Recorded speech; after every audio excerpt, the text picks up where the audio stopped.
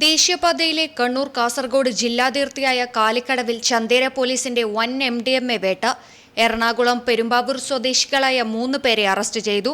7 ലക്ഷത്തിൽ പരം രൂപ വിലമതിക്കുന്ന 139.2 ഗ്രാം മാരക ലഹരി വസ്തുവായ MDMA പോലീസ് പിടികൂടിയത്. എറണാകുളം പെരുമ്പാവൂർ സ്വദേശികളായ PA Abdul Salam, KH Muhammad Hussain, PA Abbas എന്നിവരാണ് അറസ്റ്റിലായത്.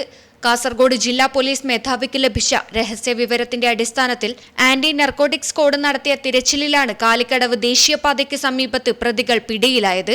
ചന്തേര SI മനു P ചെറിയാന്റെ നേതൃത്വത്തിലുള്ള പോലീസ് 3-അംഗ സംഘത്തെ പിടികൂടി സ്റ്റേഷനിലെത്തിച്ചു. തുടർന്ന് അറസ്റ്റ് രേഖപ്പെടുത്തി. Network news, Trikaripur.